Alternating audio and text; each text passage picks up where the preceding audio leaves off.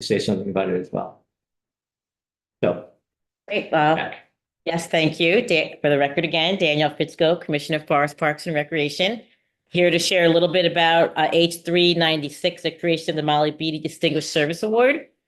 I wanted to be here to just share with you that this award potentially would be administered by the Department of Forest Parks and Recreation. And I wanted to come in and personally share my enthusiasm about the opportunity to lift up an award like this.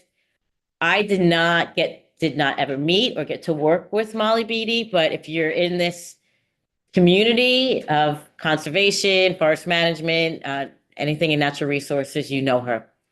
She absolutely has a legacy. She is known for being her science, for public service, for her leadership. And she was the Commissioner of Forest Parks and Recreation. She was the first female Commissioner of Forest Parks and Recreation. And she was the first director of the U.S. Fish and Wildlife Service. She broke glass ceilings. And as a female commissioner now in Forest Parks and Recreation, I am grateful for what she has afforded a lot of other people. It makes me proud to think that we could be thoughtful in lifting up an award that would celebrate her legacy, honor her, and also inspires really the next generation. So I can't really tell you all the details about what she has done, but know that we would be honored to lift this up. And I could pass it on to former Representative Anthony, who really was the champion behind this bill development. And I know he has some personal relationships that he could share with you more. All right, good. Thank you.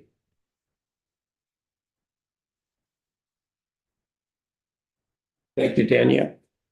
Peter Anthony, former Representative Berry City.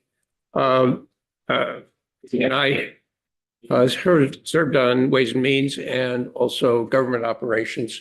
I did some volunteer work during Madeline Cunan's administration, which is when Molly Beatty was first appointed to Forest Parks and Recreation.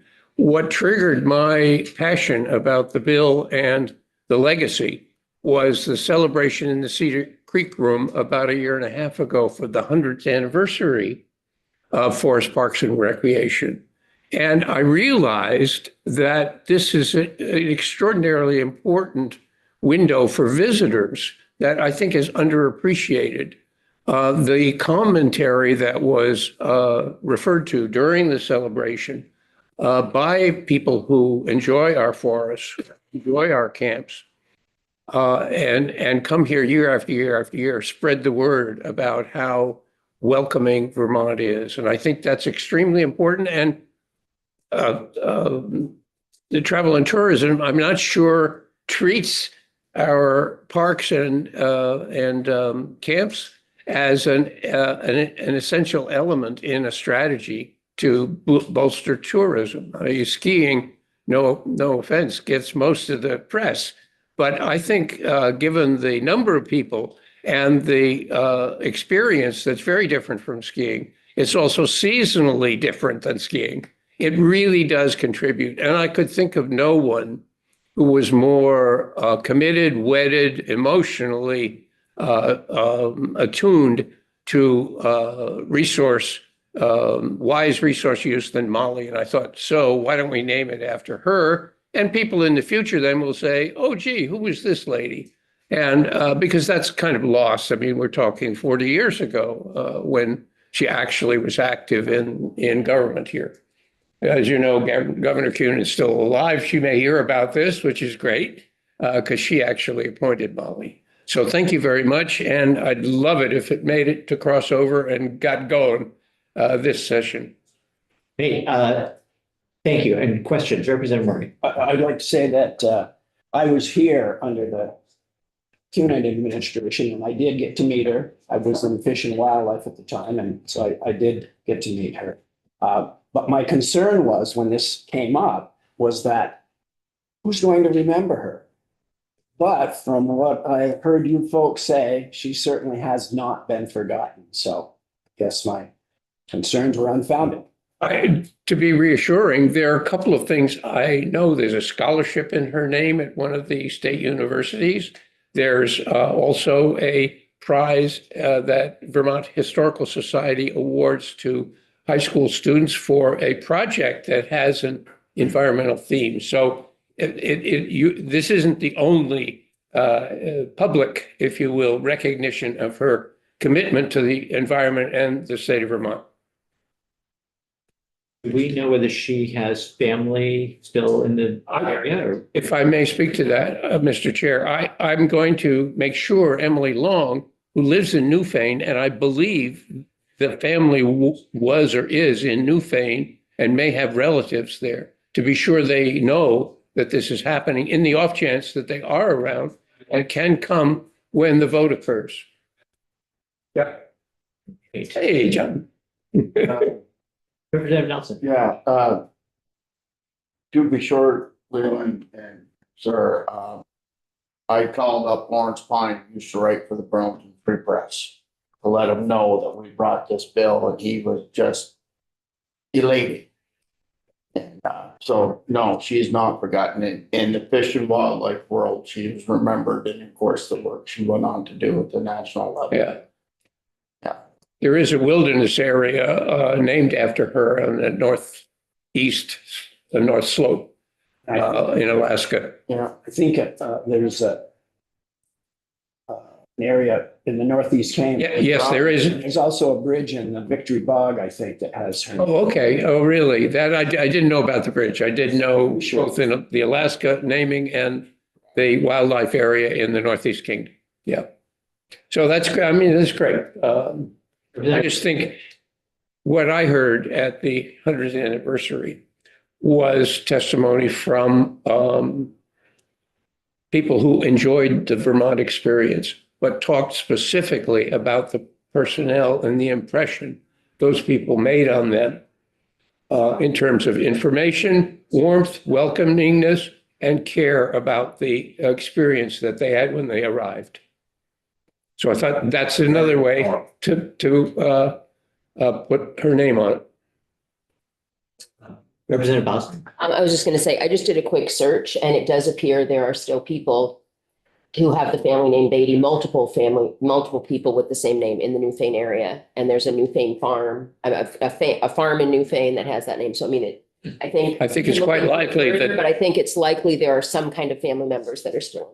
and I'm going to put Emily Long on the case because she lives right nearby. Yeah. All right. Well, thank you for. Thank you for your time and appreciate the vote. So I think we'll just get a sense from the committee. It's a fairly straightforward bill. Does anybody feel any need to have any other testimony?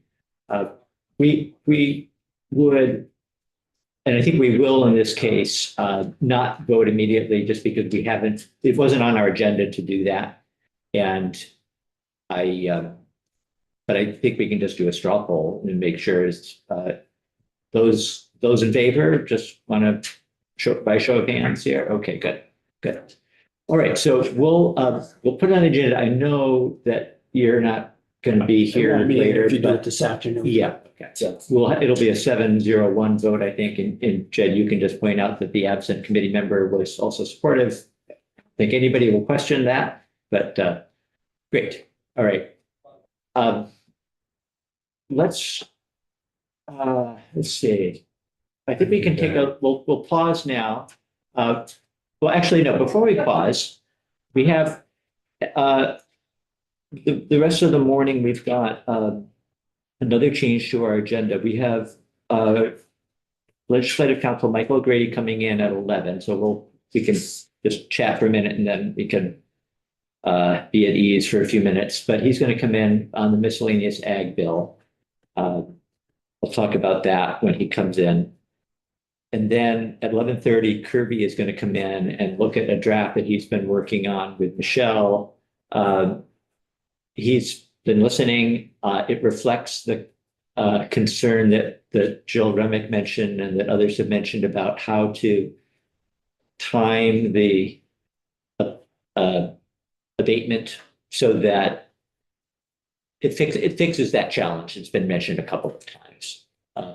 So I'm not sure, I haven't had a chance to look at it. I need to look at it to see what else is there, but I think some of the we've talked about. So that's where we are for the rest of the morning. We are on the floor at 1. I think the floor won't go as long today as it did yesterday. But when we wrap up, if it's after 3, I would say please come right back. If it's before 3, don't rush back, but we may get started before 3 if we get done a lot earlier. Anyway, Greg. When would we be potentially voting on a Good. current use bill? Good question. Yeah. So I think the question is whether there are things that we feel we can get into a bill by tomorrow. And when we look at what we have at 11:30, I think we'll have a better understanding of that. Hopefully tomorrow. And I guess I should ask, is anybody not here tomorrow? Okay, hopefully, yeah. I think that realistically, some of the things that have come up may need more discussion, and we may need to say, we're not going to put those through now, but we will, continue to talk about them, continue to take testimony. I suppose that could be the case for all of it. But if there are things that we can get through that we feel comfortable with as the committee, recognizing that it doesn't become law just because we have a committee vote, and even just because the House votes for it. There are other steps in the process and more time for people to step in. Some of these.